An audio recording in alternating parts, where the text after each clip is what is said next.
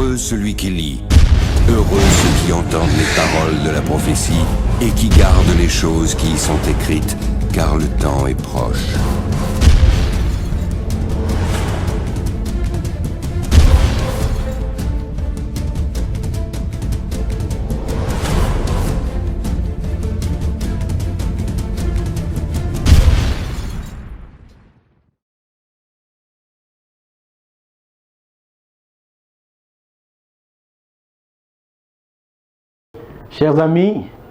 Chers amis téléspectateurs, mesdames et messieurs, vous qui nous suivez, vous qui nous regardez chaque soir, nous voulons vous saluer au nom de Jésus-Christ et vous dire que nous sommes très contents de vous, de participer avec nous à ce programme d'études prophétiques au port de l'espérance chaque soir. Nous voulons vous encourager à partager au maximum cette étude. Elle est aussi importante que les autres, parce qu'elle va nous enseigner quelque chose de suffisamment instructif, de très profond, en rapport avec le sujet que nous avons développé hier sur la marque de la bête et l'imposition, n'est-ce pas, du culte de l'adoration du dimanche. Dans l'étude d'hier, nous avons vu que le pouvoir papal sera secouru par un autre pouvoir, un pouvoir représenté par la bête qui monte de la terre.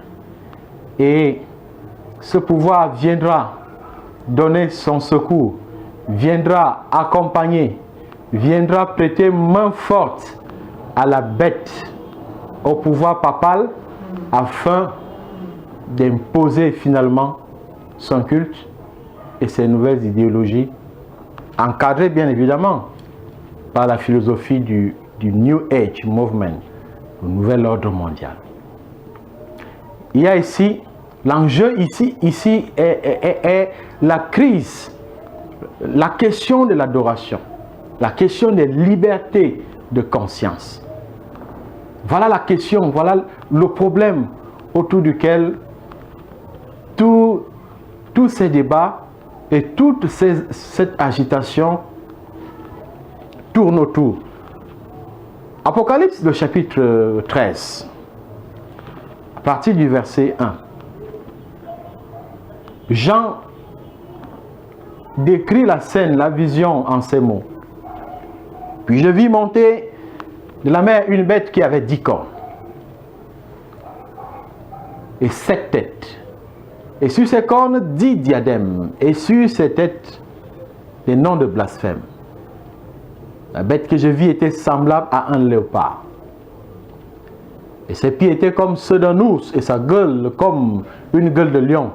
Le dragon lui donna sa puissance et son trône, et une grande autorité. Alors, il y a ici 7 marques d'identification de cette bête, de ce pouvoir.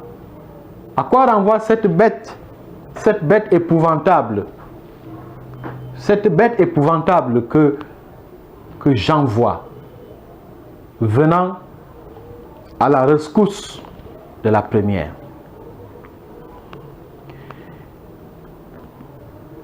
Ici, il y a un certain nombre de détails que la prophétie met à notre disposition pour pouvoir identifier cette bête-là.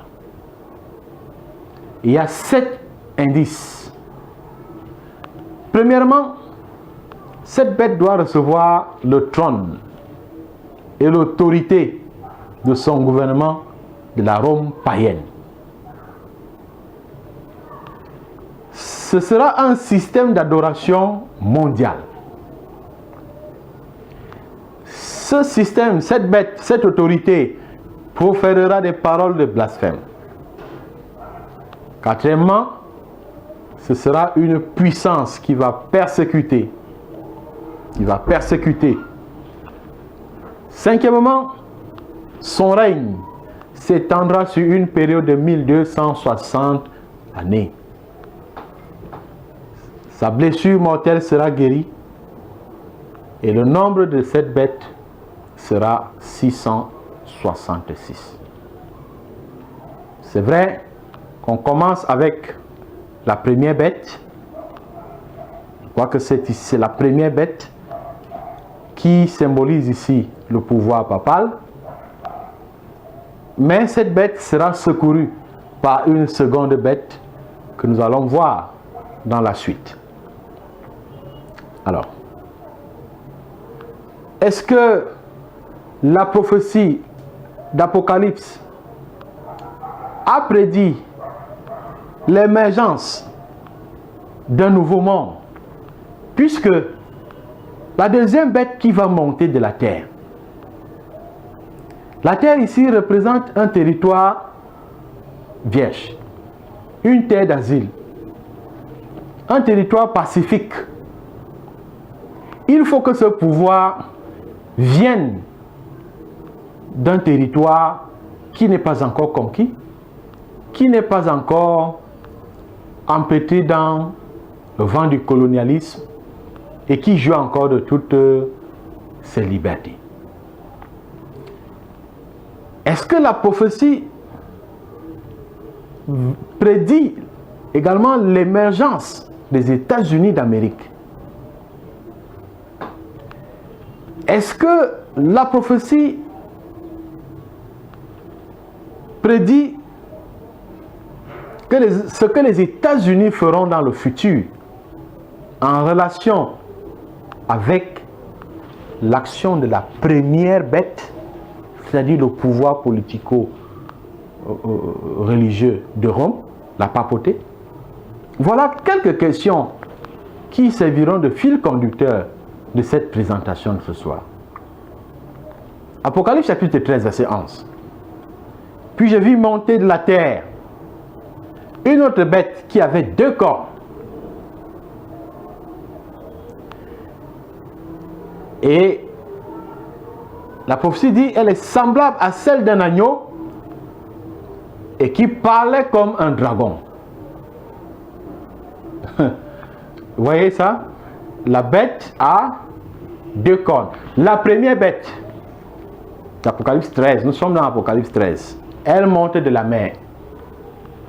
Elle a 7 têtes et 10 cornes. C'est le pouvoir politico-religieux de Rome, la papauté. Mais cette bête est blessée à mort. Et pendant qu'elle est dans son agonie, une bête apparaît. Et elle vient au secours de cette papauté.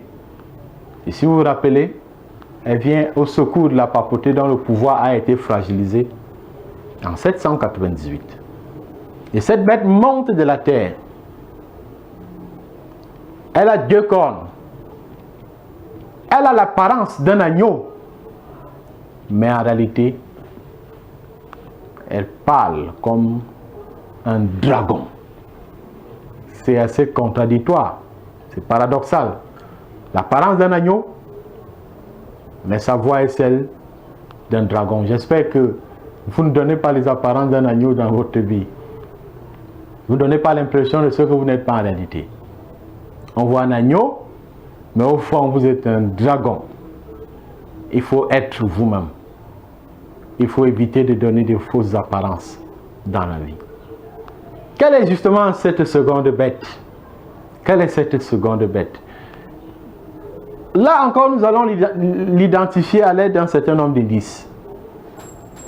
Il s'élèvera au temps marqué. C'est-à-dire ce pouvoir s'élève au temps marqué. Parce que le pouvoir, la deuxième bête n'apparaît pas n'importe comment. Elle arrive à la suite, juste lorsque la première bête a été blessée à mort. Voici ce que dit Apocalypse chapitre 13, verset 10. Si quelqu'un mène en captivité, il ira en captivité. Si quelqu'un tue par l'épée, il faut qu'il soit tué par l'épée. Alors, la première bête, on dit, elle régnera pendant 1260 années. Et on a fait le calcul de 538 à 1798, 1260 années exactement. C'est au terme des 1260 années de règne de la première bête, c'est-à-dire de la papauté, que la deuxième bête doit apparaître. Ça, c'est le premier indice. Deuxième indice, elle se lève à l'endroit approprié. La première bête montait de la mer. La mer représentant ainsi les peuples, mais sur le plan religieux, alors que la terre, elle a tout un autre symbole. Voici ce que la prophétie dit. Apocalypse chapitre 13, verset 11. Puis je vis monter de la terre une autre bête qui avait 2 cornes semblables à celles d'un agneau. Le détail ici, c'est la terre. L'autre montait de la mer, c'est-à-dire elle avait son pouvoir. Son pouvoir émanait de la religion, alors que cette deuxième bête, son pouvoir émane de la sphère politique. Et il s'étend sur le sable de la mer. Puis je vis monter de la mer une bête. Donc la première bête, on a dit qu'elle monte de la mer, alors que la deuxième bête, elle monte plutôt de la terre. Ces 2 lieux signifient la différence de leur pouvoir. L'autre a un pouvoir qui s'exerce beaucoup plus dans la sphère religieuse, alors que l'autre a un pouvoir qui s'exerce beaucoup plus dans la sphère politique. Et il me dit, les eaux que tu as vues, sur lesquelles la prostituée est assise, ce sont les peuples, des foules, des nations et des langues. Alors, si la mer représente un territoire peuplé, la terre ferme doit représenter certainement un territoire non peuplé. Il y a un autre indice. 3e indice. Ce sera une nouvelle nation. Apocalypse 13, verset 11. Puis je vis monter de la terre une autre bête qui avait 2 cornes semblables à celles d'un agneau. L'allusion à l'agneau représente ici quoi? C'est la jeunesse. La jeunesse de cette nation, la jeunesse de ce pouvoir. Donc, le pouvoir qui vient à la suite de la papauté pour venir le soutenir est un pouvoir jeune. Ce n'est pas une ancienne puissance. Et lorsque vous regardez, vous comparez la statue de Nebuchadnezzar de Daniel chapitre 2, le songe de Daniel dans le chapitre 7 de son livre, du livre de Daniel, vous verrez qu'il y a une relation entre le 4e animal de Daniel 7 et cette deuxième bête d'Apocalypse 13.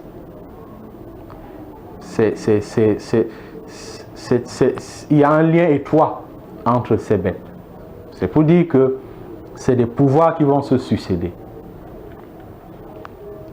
Le 4e indice, elle se lèvera rapidement, cette bête.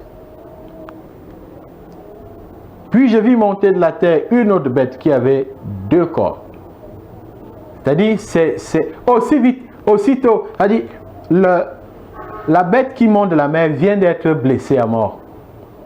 Il ne s'écoule pas une longue période qu'aussitôt, un pouvoir monte pour venir à la rescousse de cette bête qui vient de perdre sa suprématie politico-religieuse.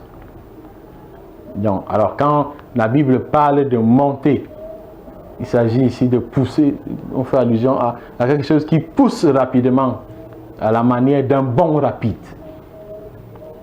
Et l'histoire des États-Unis raconte effectivement que cette nation s'est développée très rapidement. Elle est devenue très vite indépendante et a acquis très rapidement son hégémonie, son prestige international et sa puissance. C'est ça que la Bible appelle par s'élever. S'élever à la manière d'un bond aussitôt. Une nation qui sort de nulle part et qui devient subitement très puissante, venant défier et rivaliser des vieilles nations, des vieilles puissances. 5e indice, ce sera une démocratie. Ce n'est pas un pouvoir autocrate, ce n'est pas une dictature. mais une démocratie. Quels sont les éléments prophétiques en rapport avec la démocratie? Puis je vis monter de la terre une autre bête qui avait 2 cornes semblables à celles d'un agneau et qui parlait comme un dragon. L'autre bête a 10 cornes et 7 têtes, mais la seconde bête d'Apocalypse 13 a juste 2 cornes. Et les 2 cornes peuvent être interprétées comme les 2 chambres, n'est-ce pas, de son parlement. Les 2 cornes de cette bête peuvent être symbolisées, peuvent représenter ici le caractère démocratique, n'est-ce pas, de la nation américaine, des États-Unis d'Amérique.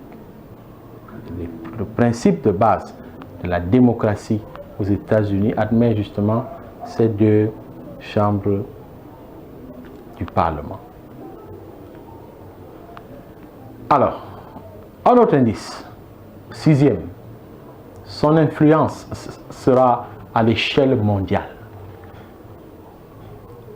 Cette bête n'exercera pas son influence sur une seule partie du monde, mais sur toute la surface de la terre.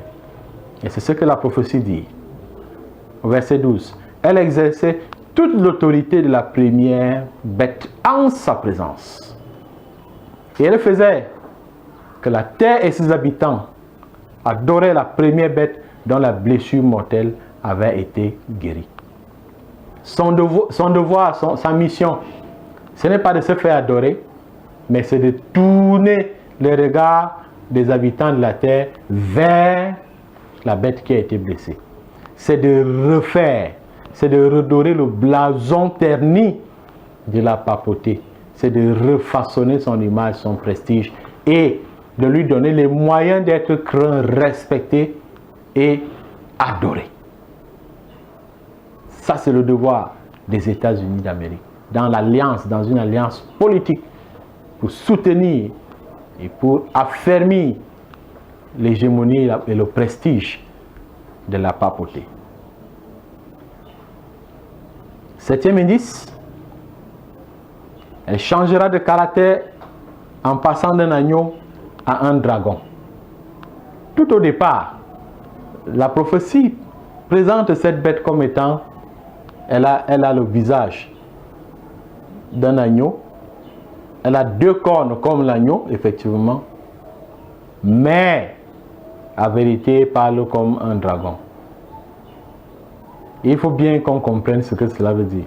Or, Jésus-Christ, seul est le véritable agneau, l'agneau de Dieu qui ôte le péché du monde. Mais Satan, à travers le pouvoir politique des États-Unis, va essayer d'imiter, de falsifier ce caractère d'agneau de Jésus-Christ.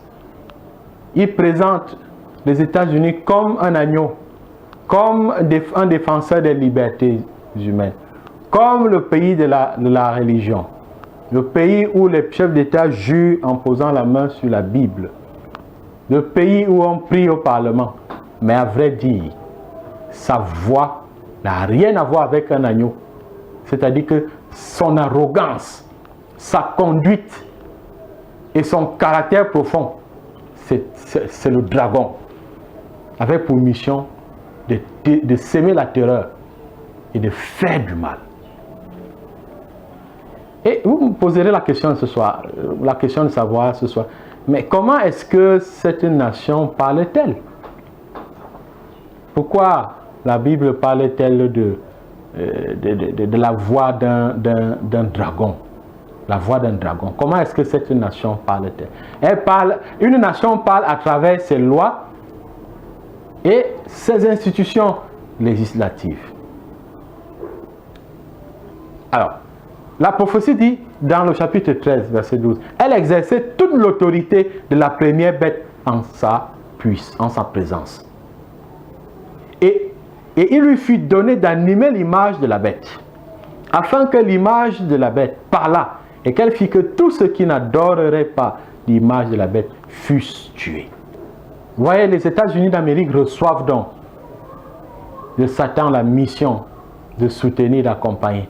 Puisque la papauté a perdu son pouvoir et ne peut plus vraiment exercer son influence sur tout le monde entier, les États-Unis restent le seul pouvoir capable d'accompagner la puissance politico, la puissance religieuse papale dans l'exercice, dans la réalisation de ses plans et la réalisation de son agenda.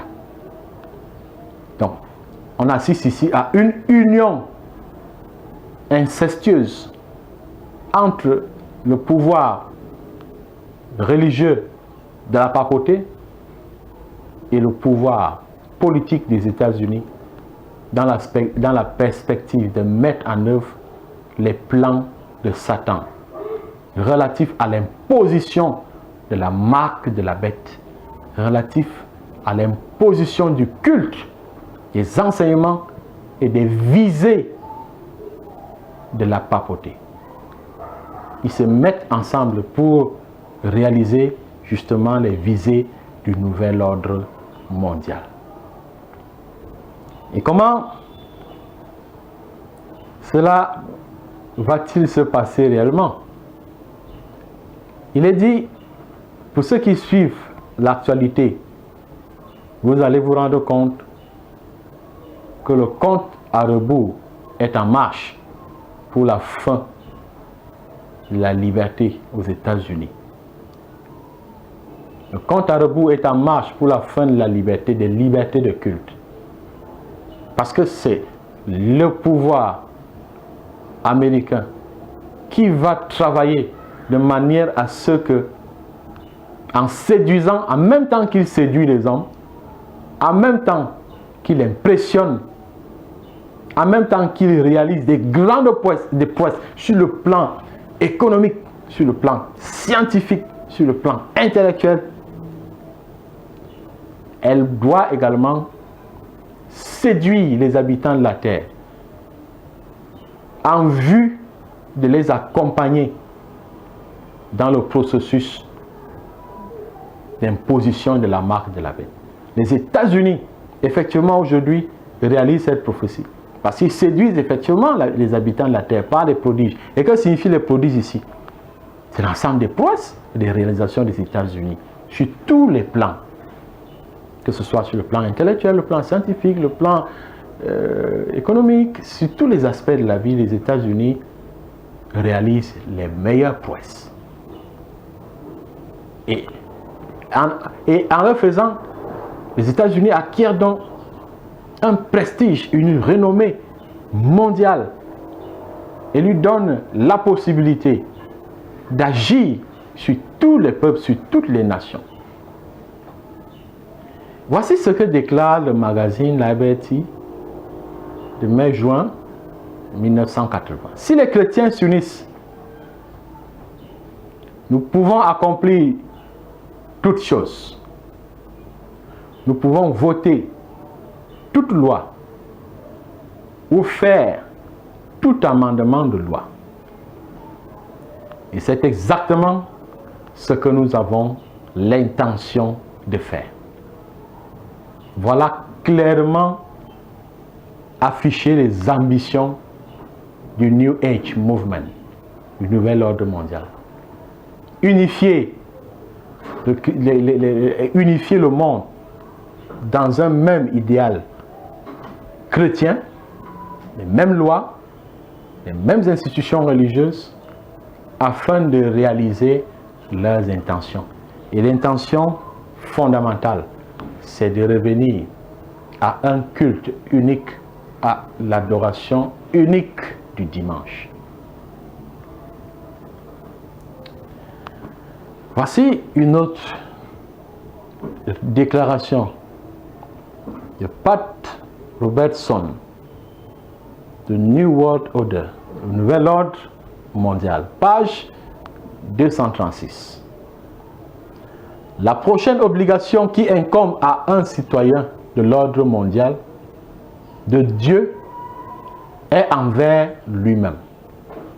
Souviens-toi du jour du repos pour le sanctifier, est un commandement donné pour le bénéfice personnel de chaque citoyen.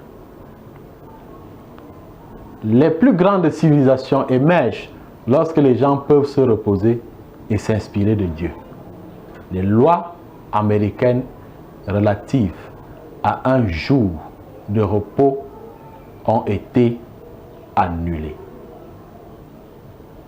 Les lois américaines relatives à un jour de repos ont été annulées. Or, lorsqu'un peuple rentre dans le repos et dans l'adoration, ce peuple est dans la communion avec Dieu. Ce peuple est en relation forte avec Dieu. Ce peuple bénéficie d'une grâce spéciale du Seigneur. Mais en abolissant ces lois, en les annulant, il se trouve que l'homme perd le bénéfice qui se trouve dans l'obéissance au commandement divin. Alors, l'objectif du nouvel ordre mondial, c'est justement de remplacer le commandement divin à une volonté d'homme, à des commandements d'homme. C'est de détourner les hommes de la vérité. Donc les États-Unis, tout comme la papauté, jouent dans le sens d'égarer. Si on ne parvient pas à égarer à travers les changements de doctrine, la modification de la loi, il faut l'imposer par la brutalité et par la force. Ça, c'est le rôle des États-Unis. La brutalité et la force, si on ne veut pas se soumettre librement et volontairement au système de la bête. Apocalypse chapitre 14, versets 6 et 7. C'est encore le rappel du message du premier ange. Je vis un autre ange qui volait par le milieu du ciel, ayant un évangile éternel pour l'annoncer aux habitants de la terre, à toute nation, à toute tribu, à toute langue et à tout peuple. Il disait d'une voix forte: craignez Dieu et donnez-lui gloire, car l'heure de son jugement est venue. Et adorez celui qui a fait le ciel, la terre et la mer et les sources d'eau. Il y a donc des enjeux, des défis qui s'imposeront à nous, à tout homme, à la fin des temps. Adorer le Créateur, du ciel et de la terre, Dieu, ou adorer la bête et son faux système de culte. Il y a un choix à faire entre l'autorité de la parole de Dieu, la loyauté à Christ, l'obéissance au commandement d'homme. C'est des questions, c'est des grandes questions qui constituent les enjeux sur le plan de la foi dans les temps de la fin, en ces temps de la fin que nous vivons. Il est question pour nous de reconnaître l'autorité de Dieu comme créateur et de n'obéir qu'à sa parole, de rester fidèle à Jésus-Christ et de ne pas céder aux séductions de la papauté, de ne pas céder aux manipulations du pouvoir politique qui vient à la rescousse de la papauté, mais de rester fidèle dans l'obéissance au commandement de Dieu, tel que la prophétie déclare au verset 12 du chapitre 14. C'est ici la persévérance des saints qui gardent les commandements de Dieu et la foi de Jésus-Christ. La crise qui vient sera semblable à l'épreuve de Daniel et ses compagnons à Babylone. Le roi Nebuchadnezzar, fier de lui-même, de savoir qu'il est la tête d'or, le grand roi de l'empire babylonien, il érige une statue gigantesque et il impose que tous les habitants de son royaume se prosternent devant cette statue. il oblige aussi ces jeunes Hébreux qui sont fidèles à leur Dieu à se prosterner devant cette statue. Ayant constaté qu'ils ne se prosternent pas devant la statue, il donne un avertissement de se prosterner lorsqu'ils entendront encore le son des instruments de musique qui seront joués. Maintenant, tenez-vous prêts. Et au moment où vous entendrez le son de la trompette, du chalumeau, de la guitare, de la sambuc, du psalterion, de la cornemuse, de toutes sortes d'instruments, vous vous prosternerez et vous adorerez la statue que j'ai faite. Si vous ne l'adorez pas, vous serez jeté à l'instant même au milieu d'une fournaise ardente. Et quel est le Dieu qui vous délivrera de ma main? Cette menace n'est pas seulement celle des jeunes Hébreux. Cette menace est également celle de tous ceux qui veulent rester fidèles à Dieu en ces temps de la fin. Lorsque la loi du dimanche sera définitivement votée et imposée par la papauté soutenue par les États-Unis, tous ceux qui resteront fidèles à Dieu seront persécutés, seront tués, jetés en prison, privés de tous les privilèges de la vie moderne. Ce sera un peu comme avec les jeunes Hébreux. Nous devrions choisir entre la fournaise et la fidélité et la compromission. Nous devrons choisir entre rester fidèles à Dieu et nous compromettre. Mais Jésus dit, celui qui voudra sauver sa vie la perdra. Mais celui qui la perdra à cause de moi la retrouvera. Mon frère et ma soeur, ce soir, pendant que je termine cette étude, je voudrais que tu comprennes une chose. C'est que Satan a mis sur pied toutes les stratégies possibles pour pouvoir égarer, pour pouvoir obliger les hommes à le suivre, à entrer dans son faux système d'adoration, dans son faux culte. Si la papauté n'arrive pas à enseigner aux hommes à pratiquer des commandements qui sont des commandements d'hommes, qui ne sont pas bibliques, si Satan n'arrive pas à détourner les hommes de la vérité à travers le faux culte et les faux enseignements de l'Église, il va essayer une dernière stratégie. Ce sera l'utilisation de la force et de la brutalité à travers le pouvoir des États-Unis pour soumettre tous ceux qui voudront rester fidèles à Dieu. Mais la parole de Dieu dit, sois fidèle jusqu'à la mort, je te donnerai la couronne de vie. Accepte le sabbat biblique. Le dimanche n'est pas la volonté de Dieu. Accepte le baptême biblique, le baptême par immersion, car l'aspersion n'est pas biblique.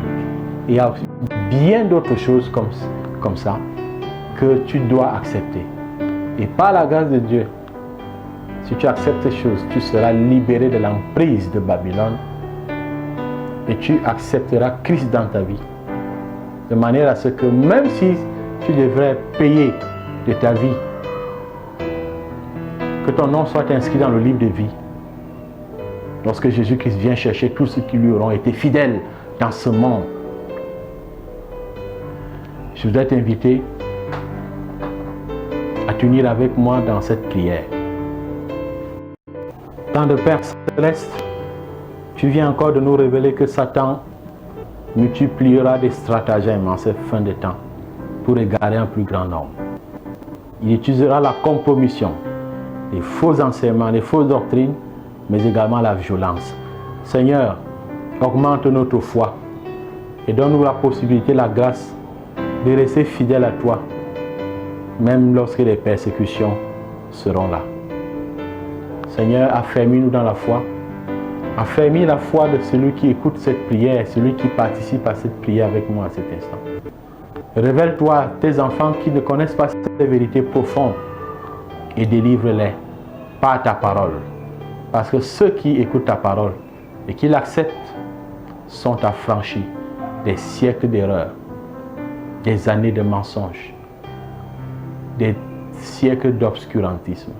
et tu les amènes à la vérité. Seigneur, béni sois-tu et bénis cette parole dans nos cœurs et qu'elle produise le fruit digne de la repentance. Au nom de Jésus-Christ. Amen. Que le Seigneur vous bénisse et qu'il bénisse les moments que nous avons partagés ensemble. Au plaisir de vous retrouver demain pour une autre étude. Passez une excellente soirée et que le Seigneur vous bénisse abondamment. Shalom.